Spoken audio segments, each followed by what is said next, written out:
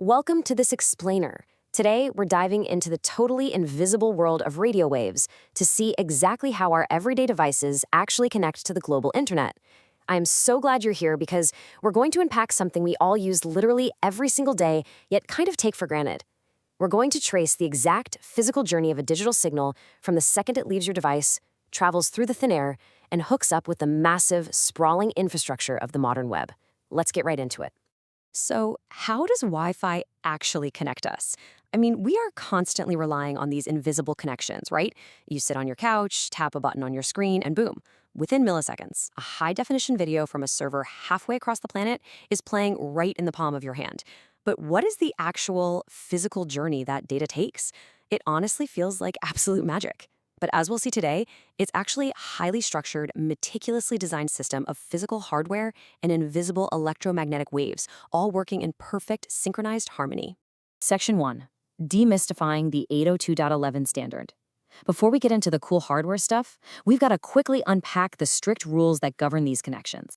See, network engineers refer to these systems as 802.11w LANs, or wireless local area networks, and they're governed by what are known as OSI Layer 1 and Layer 2 standards. Now, to break that down simply without getting too into the weeds, Layer 1 is all about the actual physical transmission of those radio waves through the air, while Layer 2 handles how your specific data is packaged up, addressed, and organized over that local link. It sounds like a lot of technical jargon, I know, but here's the main takeaway. This highly specific, globally recognized 802.11 standard, it's really just the underlying architecture for what you and I universally and casually call Wi-Fi. Moving right along to Section 2, the hardware of connection. Let's see how all those meticulous rules translate into the actual physical equipment.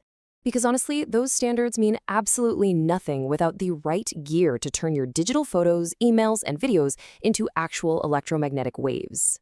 Let's start at the very beginning of the journey. Every single wireless host, like the standard notebook computer sitting on your desk right now, needs a highly specific, dedicated component to act as a translator. It literally has to take the digital ones and zeros bouncing around inside your computer's processor and convert them into radio waves that can be broadcast outward into the room. To pull this off, devices use what we call network interface cards, or NICs. Now, these can be internal hardware components tucked neatly away inside your computer's motherboard, which is what most modern laptops and smartphones use today. Or they can be an external antenna that you just plug right into a USB port. But regardless of their physical shape, their job is exactly the same. They act as the essential launchpad for your data's journey into the air. But here's the thing. Once your data gets broadcast into the air by that network interface card, it desperately needs a catcher's mitt. Those NICs transmit radio signals through the air to receivers, like an access router, which contains a built-in wireless access point. You know those little antennas you often see sticking up from the back of the box? Well, those are specifically tuned and constantly listening for the exact 802.11 radio waves being broadcast by your specific devices. Which brings us to Section 3, bridging wireless and wired. This is where things get really interesting because we need to understand what exactly happens to your data after it reaches that wireless access point.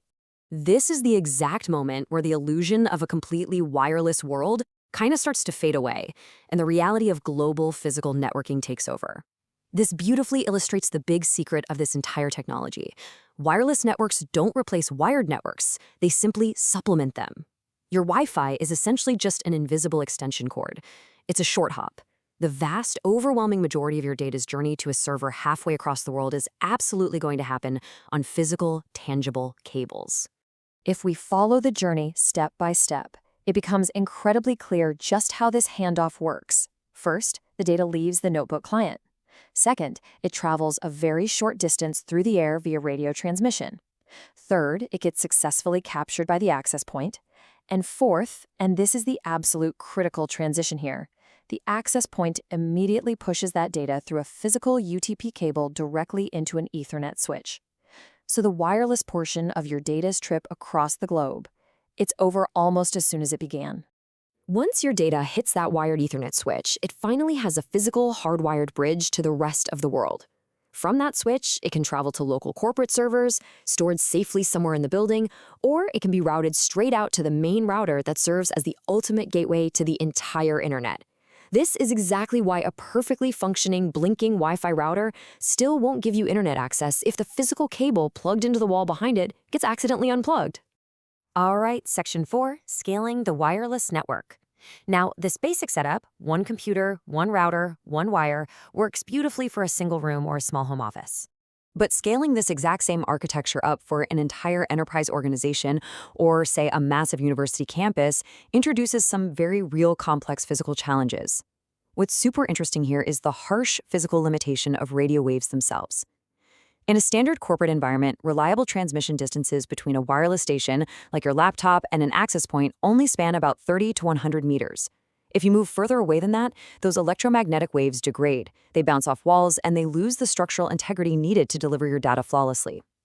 This short distance limit is the exact reason why your video call drops the second you walk a little too far into the kitchen to grab a cup of coffee. Because the radio signal drops off so incredibly quickly, network engineers can't just slap one giant, super powerful Wi-Fi router in the very center of a corporate campus and call it a day. Instead, companies have to judiciously map out and place multiple access points throughout a building. They meticulously design an overlapping web of coverage perfectly spaced out. That way, as you walk down the hallway while actively on a video call, your device can seamlessly hand off its radio connection from one access point to the next, ensuring you never ever drop your connection. That leads us to Section 5, the future of speed. Finally, let's talk about how fast these radio transmissions can actually move data. We've talked extensively about how they travel and the hardware involved, but the sheer volume of data we can physically pack into these invisible waves has evolved just dramatically in recent years. Historically, transmission speeds usually hovered anywhere between 10 and 78 megabits per second. And hey, that was perfectly fine for basic emails and early text-heavy web browsing. But the massive media demands of the modern internet required a total revolution. Enter the new 802.11ax standard, universally known as Wi-Fi 6. This new iteration delivers a massive technological leap, pushing the very boundaries of physics with speeds reaching a staggering 9.6 gigabits per second. It's this exact standard that allows us to stream 4K video, game competitively, and communicate simultaneously over the air with virtually zero lag. As we wrap up our journey today, tracking the signal from your everyday device to the global network, I really want to thank you for joining me for this explainer.